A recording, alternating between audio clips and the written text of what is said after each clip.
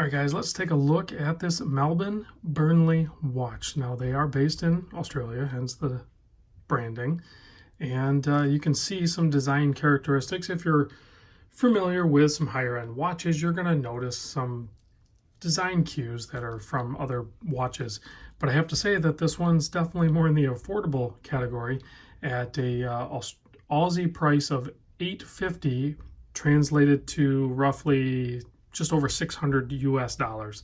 So that's definitely a good price for what you're getting here. I really like the finishing and the overall design integrated bracelet. So case size on this, I measure from here to here 40.5 millimeter. So great case size there. And then when you do integrated lugs, you are going to have a longer overall length here. It's going to be well over 50 mil, but let's just take it from the fair side here where the lug ends of your lug to lug of the case, and that is 47.6.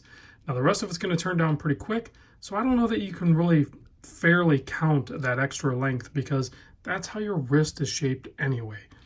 It's only 10.3 millimeter thick from the display case back to the top of the flat sapphire crystal. If you were to measure this area here for lug width, it's about 25, but you can see it dramatically tapers down to a 20 millimeter. The finishing and the H-links on this, the bracelet is perfect and it matches to the case perfect. You have a butterfly clasp here. You guys pretty much know my feelings on butterfly clasp. I don't like them. However, you almost have to do that when you're dealing with a H-link and an integrated bracelet of this type of genre. So it just kind of works naturally with it, I guess. I don't know how else to say it. It just seems like it fits. I think if you were to do a fold over clasp, it just wouldn't seem normal. So I was able to size it. I took out 4 links. Now you got to keep in mind when you take out a H link, you're taking out from here all the way, up to here. Like this one goes halfway in. It's just a different type of sizing. So when you pull, it's not like you can just pull out this piece because you can't go male to male. It has to be male into the female links. So nice hardware on this, really nice screws. Everything's kind of softened on it or rounded, where with the brushing and the polishing. The polishing is actually even in the internal of the center links. Like it's definitely jewelry grade, I think. Push-pull crown, 50-meter water resist. It's using a Miyota 9015. So hand wind right here in this position with a 6 millimeter crown, and hacking and date and all that good stuff. So you can see this one has a beautiful green dial. There are some other colorways. I think the white dial was sold out. This one, I think on their website, they have a few left. Nicely chamfered and polished applied indices with a little bit of lume. I'm going to try to show you the lume at the end. I think you'll be able to see it, but to the naked eye, the lume is, well, not good.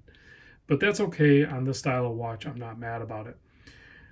Now, just below the bezel that holds the sapphire that goes down to the case, you can kind of see that it's not completely round. It's almost like a softened hexagon type shape. So it adds a little more dimension overall to the top of the case that kind of ties in really good with the bracelet, I think, and the rest of the design features there. The finishing on this is alone, I think personally, is beyond the $600 US price tag. The finishing and overall construction of this case and bracelet is top notch for sure. So, here I'll show you the movement too if you want to take a look. Custom rotor, and then it's that's standard finishing for the 9015. So, all right, let's pop this guy on wrist so you can get a look at that. This watch was sent in by my buddy Kasper of Ghost Watches. I'll put a link to his channel in the description. Just a beautiful watch. And I find I can wear the butterfly clasp with the H-link bracelets. You basically just make it so it's a little looser on wrist. That works for me. There are some half links here, so you really could dial this in, but I think this right here for my 7 1/4, take out 4 links, and it keeps it nice and loose like that. It gives you room to like swell and stuff like that. I can't get full rotation. Well, I can that way, but you'll play with it and you'll dial it in. I could probably take out a half link and then I would be a little bit closer to where I would like it. But when I'm doing butterfly clasp, I think I like them a little bit looser on wrist. Plus that'll float up on my arm a little bit more and be in that sweet spot on the wrist. So I think I covered just about everything there. If you guys have any questions, try to chime out down in the comments. If I can't answer them, somebody else will.